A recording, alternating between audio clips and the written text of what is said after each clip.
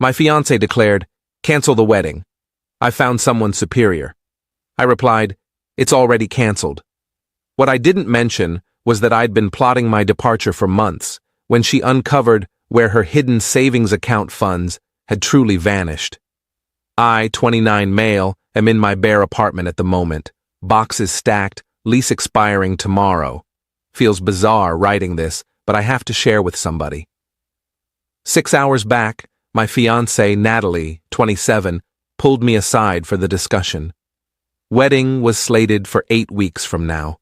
She wore the gown I gifted her for her birthday, hair styled as if heading out for something fancy.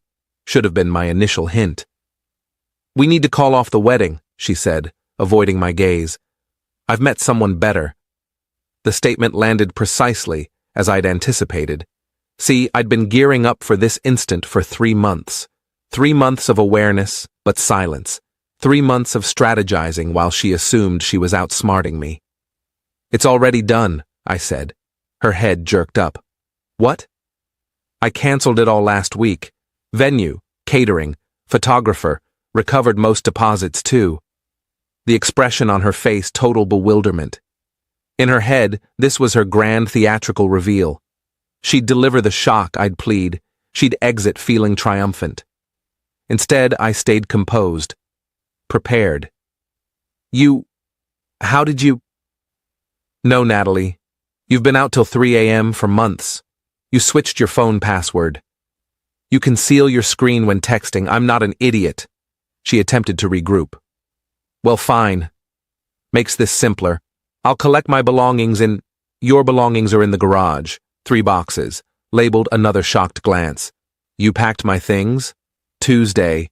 While you were at your book club. Air quotes. Petty?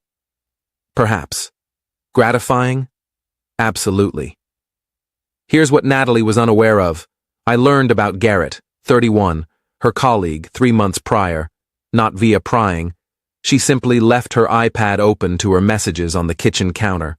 Saw sufficient to grasp the situation. Rather than confronting her, I got tactical. Initial move? Consulted a lawyer. We weren't wed yet, but cohabiting for 2 years. Wanted clarity on my rights, her rights, what I could or couldn't do. Discovered some fascinating details about our setup. See, we'd been stashing cash for the wedding and a home. Had a setup where each contributed to individual savings accounts. She demanded separate, not combined. Warning sign, I overlooked. She managed hers. I managed mine. We planned to merge them post-wedding. What Natalie didn't grasp was her covert savings account. The one she figured I didn't know about. Wasn't as covert as she believed. Months earlier, she'd requested my help setting up online banking. I observed her create the login, noted her typical password habit. Never utilized that info. Until 3 months ago. When I reviewed it, yes, I know, ethically questionable, I discovered she'd been shifting funds from our wedding savings to this covert one. Roughly $200 monthly. Balance hovered around $4,800. But here's the twist. The account remained tied to her outdated checking from college. An account her parents had co-signed. An account that, thanks to sloppy banking, still listed her dad Theodore as a joint holder. Theodore, who loathes cheaters after his first wife ditched him for another. Theodore, whom I'd bonded with over the years. Theodore, whom I'd lunched with last month, casually noting his daughter seemed remote lately. "I'm withdrawing my share from the wedding account," Natalie said, attempting to seize control. "All of it." "Sure, your portions are yours." I pulled out my phone, displayed the banking app. "Already shifted your $3,600 to your checking this morning." "That's it." "What about the rest?" "What rest?" "That's precisely what you contributed. I have the records." She paled. Began mental calculations.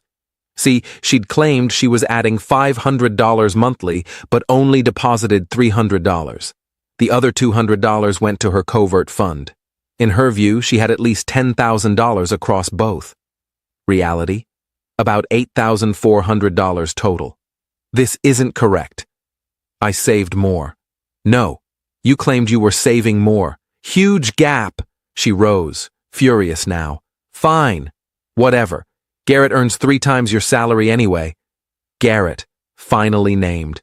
The marketing exec who'd been promising her the stars, whining and dining her on his expense tab, gifting jewelry she had to conceal, making her feel she was upgrading. Good for Garrett, I said. Hope he's fine with your spending patterns. What's that mean? I shrugged. Nothing. Just that you dropped $400 on a handbag last week while claiming we needed to trim wedding costs. Fascinating priorities. She snatched her phone, began texting frantically, likely Garrett, summoning him to fetch her. Oh, I added casually. About your savings? The hidden one? Might want to check that. She froze. How do you...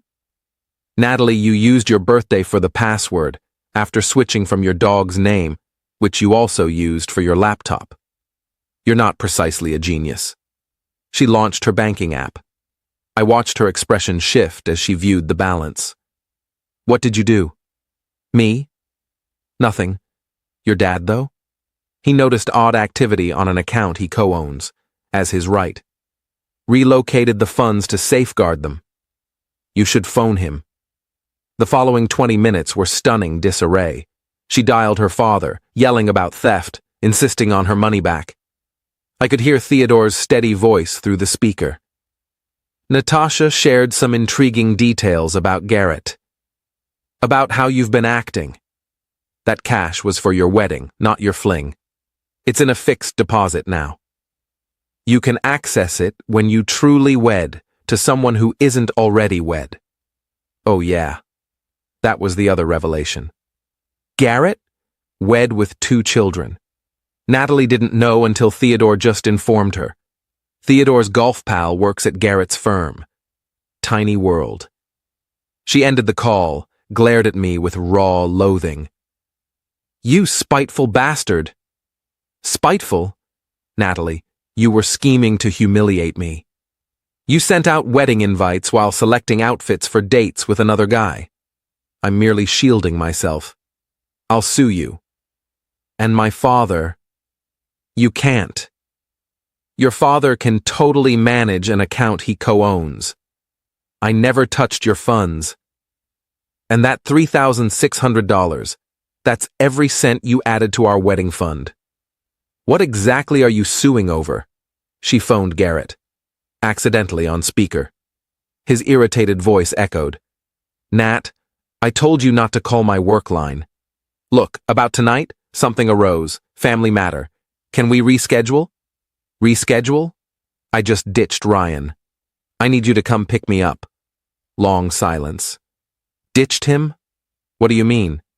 I informed him about us. As we planned. We didn't plan anything. Christ, Natalie, I have to go. Click. The expression on her face. Reality slamming like a locomotive. No fiancé, no contingency plan, no covert savings, no housing, lease solely in my name. She made more calls. Pals suddenly occupied. Her sister, who couldn't handle your chaos right now, finally summoned an Uber to her mom's. As she waited, hauling her boxes to the door, she glanced back once more. I hope you're pleased. You've wrecked everything. No, Natalie. You wrecked everything. I just refuse to let you wreck me too. The Uber arrived. She departed without another word. I'm relocating tomorrow. Already secured a role in another city. New beginning. The apartment's vacant save for my items. All boxed and set. 3 months of feigning normalcy while observing her deceive me face to face. 3 months of meticulous preparation. 3 months of allowing her to believe she held the reins, worth every instant. Update 1. Damn, the arrogance is beyond measure. So I'm in my new city, crashing at an extended stay hotel while scouting apartments. Blocked Natalie everywhere before departing, but she knows my email. Woke to 19 messages. 19 began with fury. You're a psychopath who schemes like this. Shifted to negotiation. Can we discuss? I erred, but we can fix this. ended with warnings. I know your workplace now. I'll tell them your character. That last one amused me. She assumes she knows my job from spotting my LinkedIn update. What she doesn't know, I haven't begun yet. Don't start for 2 more weeks. Also, my new firm specifically recruited me. Doubt they'll mind X-drama. But the emails weren't the highlight. No, the highlight was the text from Theodore. Theodore, Ryan, hope you're adjusting well. Figured you should know Natalie tried accessing the fixed deposit. Bank flagged it as possible fraud since she's unauthorized. Had to lock all my accounts now. Also, she's claiming you turned me against her. My daughter, who deceived for months, accuses manipulation. The irony. Then he forwarded a screenshot of a text she sent him. Dad, you must return my money. Ryan poisoned you against me. Garrett was merely a pal, nothing occurred. I need that cash for new housing. This is monetary abuse. Theodore's reply, the only abuse I see is of trust others gave you. The funds remain. But wait, it escalates. Yesterday, a call from the wedding venue. Recall how I said I canceled it all? The venue offers a solid cancellation policy. Full refund if canceled 6+ weeks prior. Recovered our $3,000 deposit. Here's where Natalie botched it. When booking, she demanded to be primary contact to oversee planning. Fine by me. But when I canceled, I did it via phone, saying I was calling for the couple. They processed it, emailed confirmation to the on-file address, hers. She apparently ignored that email for days, only learned when she phoned the venue to reschedule for her and Garrett. The nerve. They informed her the booking was voided and refunded. She demanded the refund's whereabouts. To the card that paid the deposit, my card, to another email. That venue cash is half mine. You stole from me. I forwarded that to my attorney pal. Not formally hired, just a college buddy. He chuckled. She wants half a canceled wedding venue for a wedding she terminated? Good luck. But the true gem came this morning. Recall Garrett? Mr. Triple my salary marketing chief? I know someone adjacent to his firm. They shared intriguing info. Garrett's on administrative leave. Evidently, using your company card for dates with your side chick is frowned upon. Especially when your wife's divorce attorney subpoenas the records. Yeah, his spouse learned. Unsure if Natalie's calls to his work line or what, but she learned. And she's not messing around. So Natalie's grand scheme of upgrading left her with lost her fiancé, me, lost her home, lost her hidden savings, lost her side guy, burned ties with pals weary of her turmoil, infuriated her father who controls the sole funds she thought she had, and now Garrett's likely losing his role and half his wealth in divorce. Meanwhile, I'm here with my complete wedding fund, minus her portions I refunded. Venue refund, new beginning in a new city, role paying 40% more than my previous. Serenity. The arrogance, though. She truly believed she could swing from me to Garrett while retaining me as safety net. Truly believed her covert savings made her shrewd. Truly believed no repercussions. My top email from her? You don't grasp what you've caused. I was set to have it all. Yeah, Natalie, you were. And you discarded it for a wed man who merely used you. More notes as the madness persists. Because something says she's not finished. Update 2. The meltdown has, wait, no, this isn't that. This is raw, unfiltered arrogance clashing with reality and losing miserably. So recall how Natalie figured she was getting it all? Well, she's been active. Desperately, frantically active. First, she pursued the monetary route. Hired a lawyer. A real lawyer. Except what do you hire a lawyer for when unmarried, childless, and asset-free? She aimed to sue for 1. Mental harm from me nixing the wedding. 2. Her portion of the venue refund. 3. The pilfered savings account cash. 4. Lost earnings from relocating to her mom's. Her lawyer lasted 1 meeting. Likely told her no case. I know this because Theodore texted me. She requested I fund a lawyer to sue you and me. I suggested she use her cash. She ended the call. Next, she roped in our shared pals. Began phoning wedding invitees, weaving this pity tale about how I'd financially mistreated her and cornered her into infidelity. Yeah, she actually claimed I drove her to cheat by being emotionally distant. Issue? Our pals aren't fools. Her top pal, Jess, phoned me. Did Natalie truly claim you compelled her to date Garrett? Because she told me 3 months back she was smitten with him and plotting to ditch you post-wedding to snag gifts first. Post. The wedding. For gifts. I sent Jess a thank you note for sparing me that horror. But here's where it truly shines. Natalie figured if she couldn't extract cash from me or her dad, she'd get it from Garrett. Began hounding him, phoning his office. The line he warned her against. Appearing at his workplace, insisting he owned ruining her existence. Security escorted her out. Twice. Garrett, scrambling to salvage his marriage and career, did the sole option available. He scapegoated Natalie. Informed his wife Natalie chased him relentlessly, that she ignored rejection, that he aimed to stay professional, but she misinterpreted cues. Total nonsense, but his wife wanted to buy it. So now Natalie's receiving legal notices from all sides. Garrett's divorce attorney, cease and desist for reaching their client. His firm's HR official no trespass alert. She emailed me about this too. See what you've triggered. Garrett's wife is threatening me with a no-contact order. This is your doing. My doing. Her affair partner's wife wanting her gone is my doing. But the summit of arrogance hit yesterday. A call from my former apartment building. The kind manager, Rosa, who always recalled my name. Mr. Ryan, apologies for disturbing you, but we have an issue. Ms. Natalie's here demanding entry to your old unit. Claims she has items there. Rosa, I vacated 4 days ago. Handed over keys. Did the inspection with you. The unit's empty. I know, sir. I explained that. She insists you concealed her grandmother's ring somewhere inside. Her grandmother's ring. The woman never met her grandmother's. Both passed before her birth. She was attempting to claim I held some heirloom to gain access to... What? An empty unit? Rosa, there's no ring. She's fabricating. Please don't allow her in. Oh, I won't. But sir, she's causing a commotion. Should I summon police? I could hear Natalie yelling in the background about theft, heirlooms, legal entitlements. If she doesn't depart, yes. 10 minutes later, Rosa texted. Police arrived. She left. Very upset. Apologies for the hassle. Later learned from Jess what the ringtail was about.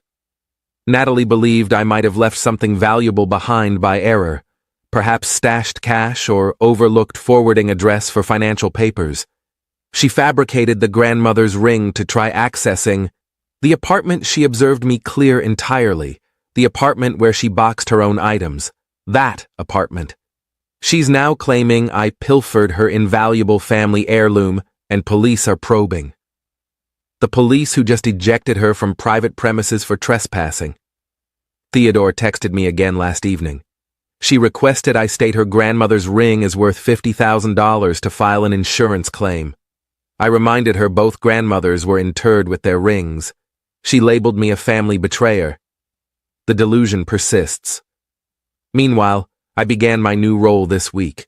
Adore it. Strong team, higher pay, genuine advancement. Located a pleasant apartment downtown. Life's excellent. Natalie's with her mom, jobless, resigned anticipating Garrett's support, banned from Garrett's workplace, branded a homewrecker in her social sphere, and fabricating phantom heirlooms to wring cash from anywhere possible. The arrogance is staggering. She truly can't grasp that her decisions yielded repercussions. In her view, she was meant to depart me for Garrett, retain the funds, claim the presents, live the dream. Instead, she got precisely what she merited. Zilch. Still receiving daily emails. Still ignoring them. My attorney pal advises keeping them for records if she intensifies. Something suggests we're not through yet. Final update. Time for the closing update, and wow, did Natalie deliver a spectacular finale. 3 weeks ago, the emails ceased, just halted. After weeks of daily tirades, allegations, and warnings, abruptly, nothing. I should have realized she was scheming something. My pal Keith, still in my old city, phoned me last week. Dude, did you know Natalie's been claiming you perished? I'm sorry. What? Yeah, man. She's sharing everywhere on social media about losing her soulmate in a tragic mishap, soliciting sympathy donations and all. Donations? This woman was mock-grieving me for cash. Keith sent screenshots, sepia photos of us from happier times, ironically. Lengthy posts about sorrow and recovery. A GoFundMe for burial costs and mourning time. She'd collected $3,200. But here's where Natalie erred critically. She overlooked that social media is communal. Donors began querying. What occurred? Where's the obituary? When's the service? Her replies kept varying. Car crash. No. Occupational accident. Actually, abrupt ailment. The service was intimate. No, postponed. Actually, cremation sans ceremony. My ex-colleague Pablo, bless him, opted to challenge her publicly. That's odd, because Ryan just endorsed me on LinkedIn yesterday. The remarks detonated, folks realizing I was very much alive, insisting on refunds, threatening fraud reports. Natalie attempted harm mitigation. It's metaphorical. He's dead to me. You all misconstrued. No one accepted it. But wait, there's more. Theodore phoned me, chuckling so hard he could scarcely speak. Ryan, you'll never credit this. She requested I verify you died so she could claim your life insurance. What life insurance? Precisely. She figured since engaged, she'd auto-be your beneficiary. I had to clarify that's not how it functions. The GoFundMe shut down. She refunded everyone. Several reported her to authorities for fraud, unsure if charges followed, but the public shaming was total. Then the ultimate frantic gambit. Recall how I noted I'd been quite tactical about this? Well, one action was documenting all. Every deceit, every text confessing the affair, every mad email. I never shared it publicly. Just retained it for self-protection. Natalie somehow persuaded herself I must be plotting to reveal her and resolved to preempt me. She built a website, mytruthaboutryan.com, not sharing, it's vanished anyway. On this site, she shared what she termed proof of my mistreatment. Screenshots of me saying okay when she claimed late nights, evidence I was domineering. Or bank records showing I earned more, proof I was financially oppressing her. Photos of her boxes in the garage, proof I evicted her. She dispatched the link to all, my pals, family, ex-co-workers, even tried locating my new firm. One minor flaw, she included screenshots of her own text to Garrett, where she dubbed me pathetic and said she was merely using him till Superior arrived, where she confessed fabricating wedding fund inputs, where she mocked me not knowing. She literally self-exposed. My top reply came from Aunt Martha. Sweetheart, this site paints you as the antagonist, not him. The site endured 72 hours before she erased it. But the web is eternal, and many snagged screenshots. The consequences. Natalie's now utterly toxic in our prior social sphere. The mock death fundraiser was the ultimate blow for all. Even Jess, who aimed neutral, severed her. Garrett's divorce concluded, he lost his role and pays hefty alimony. His ex-spouse actually messaged me on Facebook. Thanks for removing that leech from my husband. She ultimately aided me long-term. Theodore disowned her, not formally but effectively, stated she's solo till she grasps truth. That fixed deposit? He donated it to a charity aiding struggling single mothers, folks who truly require aid. Natalie's mom ousted her after police arrived over fraud claims. Latest rumor, she's sofa surfing and employed at a mall cell phone booth. As for me, life's superb. Adore the new role, new city, new apartment.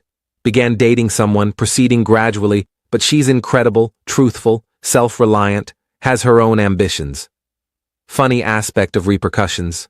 Natalie devoted so much effort evading them, scheming around them, that she forged worse ones for herself. If she'd merely parted honestly, she'd have her $3,600, her pride, and likely a fresh romance. Instead, she attempted to manipulate all and ended up manipulating solely herself. I'm finished pondering her, finished scanning for emails, finished caring what she does next. She's penniless, isolated, and notorious for staging my death for cash. That's not vengeance. That's merely the organic outcome of her decisions.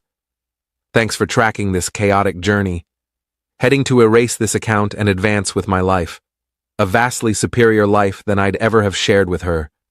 Recall, when someone reveals their nature, trust it. And when they aim to sabotage you, ensure you're already 3 moves ahead. Farewell. Who said that? That's Mark Twain. That's right. That's Mark Twain. That's right. Isn't that the same statement? Yeah. It's Yeah, that's what he said. Yeah. Yeah, Allah is the greatest. Yeah. The interesting thing is, like, I believe Muslims believe a lot of things about Jesus Christ. I They think do. they believe he died, came back, and I think they believe he's going to return someday. Yeah, I think they call Christians people of the book. That like they're That's interesting, isn't it? That Yeah. like that's a supernatural being, like a guy who dies, comes back to life, Yeah. leaves, and he's going to come back again. That was 2,000 years ago. Yeah. We're just sitting here at the bus stop, waiting. just waiting on Jesus. But then people like Hegseth are like, well, maybe if you blow up more children, he'll come quicker. And that's why, this shit is addressed in the Bible. Praise God, it does say, many of you will come to me, and I will say, I don't know you. I don't know who the fuck you are, Hegseth. I don't know you, you flatulent warmonger piece of shit. Suffer the little children that come unto me. It would be better that a millstone were tied around your neck and you were thrown in the ocean than to hurt one of these little ones. Fuck you, bomb-dropping piece of shit. Don't use my name to justify what you're doing. Don't use you know what I mean? That's what I don't like. Have you seen that fucking, that lady that Trump made the head of the religion? Like that? No. Can you pull up Trump? Does she speak in tongues? Yeah. Please say she speaks I don't know in if she tongues. speaks in tongues. You said, yeah, you wanted to believe. Yeah. Those are my favorite people. I'm going to guess.